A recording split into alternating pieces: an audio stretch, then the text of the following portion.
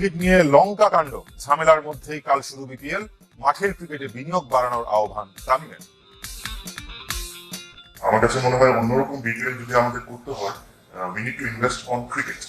That is the most important. BPL এর প্রথম দিন মাঠে নামছে তিন ফেভারিট। চ্যাম্পিয়ন বরিশালের প্রতিপক্ষ রাজশাহী, রংপুর লড়বে ঢাকার সঙ্গে।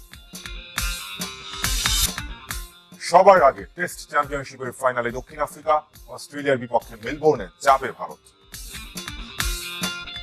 কাল শুরু হচ্ছে বহুল আলোচিত বিপিএল এর একাদশ আসর। পরিবর্তিত পরিস্থিতিতে এবার ভিন্ন ধর্মী টুর্নামেন্টের প্রত্যাশা ক্রিকেট বোর্ডের।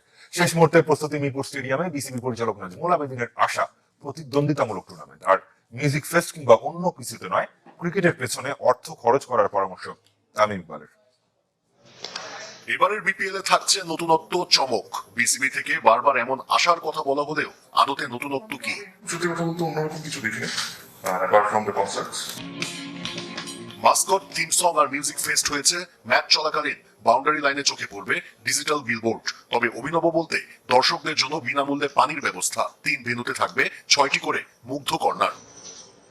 ডিআরএস থাকছে শুরু থেকেই। আসরটি আরো আকর্ষণীয় করে তুলতে স্পাইডার ক্যাম্প, ব্যাট ক্যাম্প, রোভারের ব্যবস্থাও করেছে ব্রডকাস্টাররা। নতুনত্বের বিতর্কে না গিয়ে মাঠে প্রতিদ্বন্দ্বিতাপূর্ণ ক্রিকেটকে প্রাধান্য দিচ্ছে বিসিবি। খেলাটা আরেকটু কম্পিটিটিভ হবে, আরো প্রিপারেটরি আসবে দলগুলো, সেটাকে আশা করবো।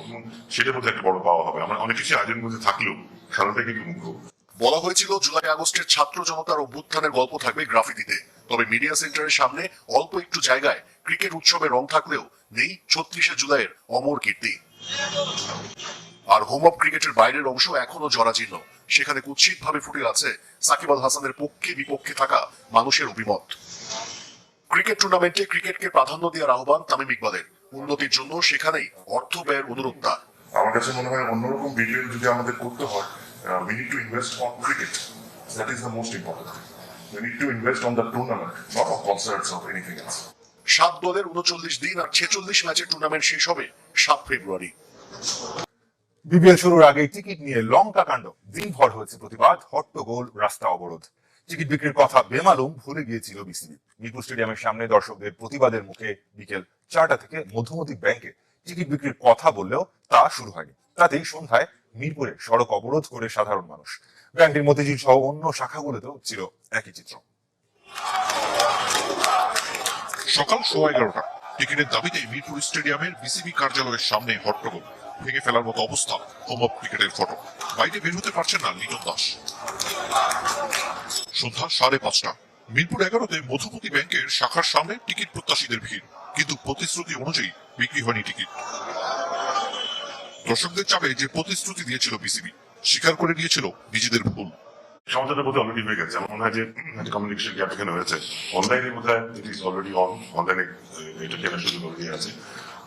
অফলাইনে ব্যাংক থেকে আজ বিকেল 4টা থেকে 6টা পর্যন্ত কিন্তু আজকে থেকে বিক্রি করা শুরু হয়ে যাবে। এটা না, দায়ভারটা অবশ্যই আমাদেরকে দিতে হবে। যারা খেলা দেখতে আগ্রহী, যারা খেলা দেখতে চান, তাদের কাছে তথ্যটা আরো আগে জানা উচিত ছিল। না যাওয়াটার দায়টা কিন্তু কমপ্লিটলি। কিন্তু ভুল শুধরে কথা রাখতে পারেনি বোর্ড। নির্ধারিত সময় শেষে ব্যাংকের কার্যক্রম বন্ধ হয়ে যাওয়ায় ক্ষুব্ধ সমর্থকরা বন্ধ করে দেয় মিরপুর সড়কে যান চলাচল।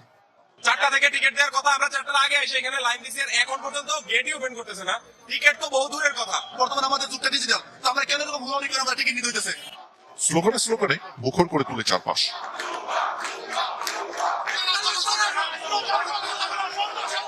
শতভাগ টিকিট অনলাইনে বিক্রির পরিকল্পনা জানিয়েছিলেন বোর্ড সভাপতি। তবে কোথায় মিলবে সেই টিকিট কেউ তা জানত না। তাই বিসিবি কার্যালয়ের সামনে ভিড় জমা। আমার ঠিকানা হচ্ছে বরিশাল পোর্টোফেলিতে। আমি পোর্টোফেল থেকে সকালে আইসে এখানে আমি অনেক উত্তমে দাঁড়াইছি, সিরিয়ালে দাঁড়াইছি রোদের ভিতরে 1.5-2 ঘন্টা, কিন্তু তারপরও টিকিটে কোনো আমি আশ্বাস পাই নাই এখনো। এই টিকিট সেল টিকিট দেখা যাচ্ছে যে আমরা কালকে যদি চাই 300 টাকা টিকিট, কালকে বেলাকে 1500 টাকা নিতে আসছি, টাকাতে নিতে আসছি ভাই, আমরা তো ফ্রি চাচ্ছি না ভাই। এবারও বিতর্ক এড়িয়ে বিপিএল শুরু করতে পারছে না বিসিবি। টিকিট নিয়ে বিশৃঙ্খলা দিয়ে চার শুরু। বিপিএল এর একাদশ আসরের প্রথম দিন 2 ম্যাচ। দুপুর 2:30টায় ফরচুন বরিশাল খেলবে নবাগত দুবার রাজশাহীর সাথে। আরেক ম্যাচে রংপুর রাইডার্সের প্রতিপক্ষ ঢাকা ক্যাপিটালস। সন্ধ্যা 6:30টায় শুরু হবে এই ম্যাচ। সকালে সবার আগে মূল মাঠে অনুশীলন করেছে চ্যাম্পিয়ন ফরচুন বরিশাল। প্রথম ম্যাচ বলে তাদের সে সুযোগ দিয়েছে বিসিবি। তারকা সমৃদ্ধ দলটি এবারও চ্যাম্পিয়ন হওয়ার লক্ষ্য নিয়ে নামতে চায়, নেতৃত্বে তামিম ইকবাল। অন্যদিকে দুর্বার রাজশাহী নতুন দল, প্রথমবার অংশ নিচ্ছে বিপিএল এ। বেশ ক বছর পর বিপিএল এর রাজশাহীর প্রতিনিধিত্ব করবে তারা। এদিকে দিনের দ্বিতীয় ম্যাচে নতুন আর তরুণদের নিয়ে গড়া রংপুর রাইডার্সের প্রতিপক্ষ ঢাকার নতুন ফ্র্যাঞ্চাইজি ক্যাপিটালস। সন্ধ্যায় সদ্য গ্লোবাল সুপার লিগ জেতায় আত্মবিশ্বাসের তুঙ্গে নুরুল হাসানের দল। টুর্নামেন্ট শুরুর আগের দিন 7 দল একসাথে অনুশীলন করেছে। আমার কাছে মনে হয় যে কয়েকটা team probably they might not have big names but they are very well balanced team. So এটা খেলা যখন একবার শুরু হবে তখন আমরা আসলে বুঝতে পারবো যে আসলে কার স্ট্রেংথ বা কোন টিমটা কোন জায়গায় আছে। এই টুর্নামেন্ট আমাদের নিজেদের নতুন করে শুরু করতে হবে, বাট যে জিনিসটা হলো যে ওই জায়গা থেকে যে পজিটিভ সাইড গুলো আছে এইগুলো যদি আমরা এখানে ওই মিস্টেক গুলো না করি তাহলে হয়তো আমাদের জন্য আরো বেটার হবে। So I know very well them and how to handle and how. আমি দীর্ঘদিন ধরে বিপিএল খেলে আসছি, তাই এখানকার ক্রিকেটাররা আমার পরিচিত। তাদের কাছ থেকে কিভাবে সেরাটা বের করে আনতে হয় সেটা আমার জানা। Unknown names actually, so sometimes they. বিশ্বজুড়ে ফ্র্যাঞ্চাইজি ক্রিকেটের ডামাডোলে মানসম্মত বিদেশি ক্রিকেটার পাওয়াই এখন মুশকিল। তারপরও নিজেদের সাধ্যমতো সেরা ক্রিকেটারদের দলে ভিড়িয়েছে ফ্র্যাঞ্চাইজিগুলো। কোচিং স্টাফে এসেছে পরিবর্তন। এবার ডাগ আউট সামলাবেন মিকি আর্থার, সন্টেইট, ইজাজ আহমেদরা। দেখে নিতে চাই কেমন হলো বিপিএল এর 7 দলের স্কোয়াড। পরিবর্তিত বাংলাদেশে নতুন আশা আকাঙ্ক্ষা স্বপ্ন নিয়ে শুরু হচ্ছে বিপিএল এর 11তম আসর। কাগজে কলমে সেরা দল চ্যাম্পিয়ন ফরচুন বরিশাল। তামিমের নেতৃত্বে মাহমুদুল্লাহ, নাজমুল শান্ত, মুশফিক, তাওহিদ হৃদয়, রিশাদকে নিয়ে যেন mini Bangladesh. David Malan, Mohammad নবী, শাহিন শাহ আফ্রিদির মতো ফরেন রিক্রুট। কোচ হিসেবে গতবারের মতোই আস্থা মিজানুর রহমান বাবুলে। ঠিক বিপরীতে হেঁটেছে সাবেক চ্যাম্পিয়ন রংপুর রাইডার্সের ডাগ আউটে মিকি আর্থারের মতো কোচ। নেতৃত্বে আস্থার নাম নুরুল হাসান সোহান। সৌম্য সরকার, শেখ মেহেদী, সাইফুদ্দিনরা আছেন দলে। বড় নামের পেছনে না ছুটে বেশি ম্যাচ খেলতে পারবে এমন বিদেশি ক্রিকেটার নিয়েছে রংপুর। বিদেশি কোটায় অ্যালেক্স হেলস, ইফতেখার, খুশদিলরা। এনসিএল টি-20 থেকে নিয়েছে যুব এশিয়া কাপ জয়ী অধিনায়ক আজিজুল হাকিম তামিমকে। ক্রিকেট আর সিনেমার মিশেলে আইপিএল এর আবহ নিয়ে এসেছে ঢাকা ক্যাপিটালস। 3 বারের চ্যাম্পিয়ন দলের অন্যতম মালিক সুপারস্টার শাকিব খান। মোস্তাফিজ, মুগ্ধ, শাহনিয়াজ তাহানিদের নিয়ে দুর্দান্ত পেস ইউনিট ঢাকার। ব্যাটিং এ লিটন দাসের সাথে তানজিদ তামিম, শাহাদাত দীপুরা। এনসিএল পারফরম্যান্সের পর দলে ঢুকেছেন আলাউদ্দিন বাবু। দেশি কোচ খালেদ মাহমুদ সুজনের দলে একমাত্র বিদেশি অধিনায়ক হিসেবে থিসারা পেরেরা। তবে বড় নাম হয়ে আসছেন জেসন রয়। সাকিবকে ছাড়াই খেলতে হবে চিটাগং কিংসকে। বড় নাম নেই স্কোয়াডে। শরীফুল ইসলাম, পারভেজ ইমন, শামীম হোসেনদের উপর প্রত্যাশার চাপ। হেড কোচ অস্ট্রেলিয়ার সাবেক পেসার শন টেট, দলটার অধিনায়ক মোহাম্মদ মিঠুন। দুর্বার রাজশাহীর আকর্ষণ তাদের কোচ পাকিস্তানের 92 বিশ্বকাপ জয়ী ইজাজ আহমেদ। এনামুল বিজয়ের অধিনায়কত্বে খেলবেন জিসান আলম, তাসকিন আহমেদ, আকবর আলীরা। বিদেশি তালিকায় মোহাম্মদ হারিস ও রায়ান বাল ছাড়া চেনা জানা আর কেউ নেই। মেহেদী মিরাজকে সামনে রেখে আফিফ, নাসুম, আবু হায়দারদের উপর ভরসা রেখে স্কোয়াড সাজিয়েছে খুলনা টাইগার্স। ফরেন রিক্রুটে ওশান থমাস, হাসনাইন, নওয়াজ, ইব্রাহিম জাদরানরা। দলটার coach Talha Zubair. Low profile Sylhet strikers. স্কোয়াডে নাম থাকলেও মাশরাফির খেলা অনিশ্চিত।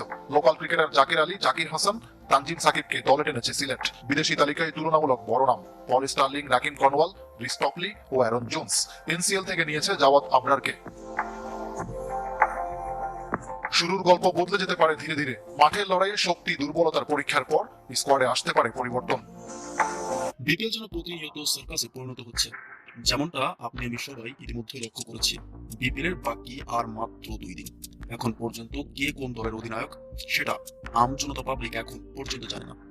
তবে এমনটা তাই আপনি কাকে দিবেন হয়তো নিজেও খুঁজে পাচ্ছেন না। যেখানে এবারে বিপিএল এ মাশরাফি সাকিব খেলবে কিনা এটা নিয়ে রয়েছে অনিশ্চয়তা। তবে দেখা যাক শেষ মুহূর্তে কি ঘটে এবারে বিপিএল এ।